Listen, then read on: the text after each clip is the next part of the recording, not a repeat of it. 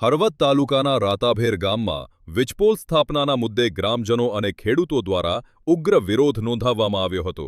ગામની સીમમાંથી મોટી સંખ્યામાં પસાર થનારા વીજપોલ અંગે ખેડૂતોને પૂર્વ જાણ કે મંજૂરી લીધા વિના કામગીરી શરૂ કરાઈ હોવાનો આક્ષેપ કરવામાં આવ્યો છે.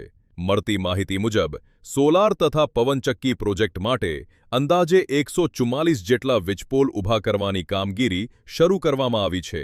ખેડૂતોનું કહેવું છે કે આ વીજપોલ તેમના ઊભા પાક વચ્ચેથી આડેધડ પસાર કરવામાં આવી રહ્યા હોવાથી ખેતીને નુકસાન થવાની ભીતિ સર્જાઈ છે, જેના કારણે ગ્રામજનોમાં ભારે રોષ ફેલાયો હતો. વિરોધ પ્રદર્શન દરમિયાન ખેડૂતોએ હાય હાયના નારા લગાવી કામગીરી તાત્કાલિક બંધ કરવાની માંગ કરી હતી.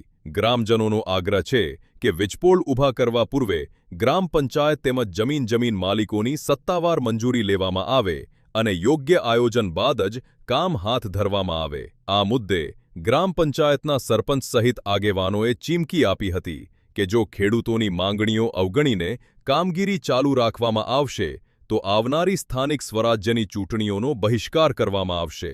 ઘટનાને પગલે વિસ્તારમાં તણાવપૂર્ણ માહોલ સર્જાયો હતો અને મામલે તંત્ર દ્વારા ચર્ચા કરીને ઉકેલ લોલાવવામાં આવે તેવી માંગ ગ્રામજનો દ્વારા ઉઠાવવામાં આવી રહી છે. નામ વિનોદભાઈ જયસિંહભાઈ ઇન્દરિયા, રાતાપેર ગામ.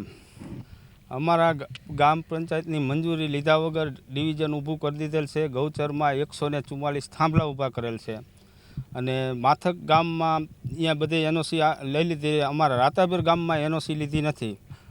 ગામ બધો એનો બહિષ્કાર કરે છે અને ચૂંટણી વખતે અમે બહિષ્કાર કરવાના છીએ.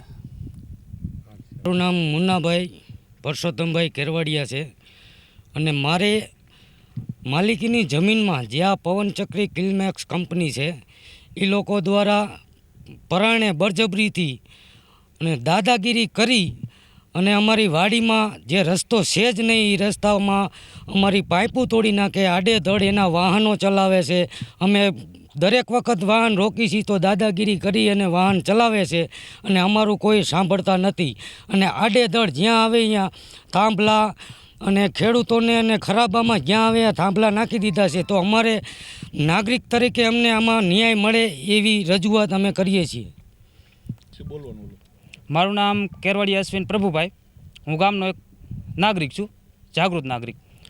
જો અમારા ગામમાં જે કંપનીઓ રહે જે સોલાર અને જે પવનચક્કી આવે છે એના થાંભલા લગાવે છે, જે ખેડૂતોને નુકસાન કરે છે, એના ઊભા પાકને બગાડે છે, રસ્તાઓને નુકસાન કરે છે, કોઈ વૃક્ષો હોય તે કાઢીને નુકસાન કરે છે. તો અમારી સરકારને એટલી અપીલ છે કે આ કાર્યવાહી કાયદેસર કરે અને કોઈ એને પગલાં લે.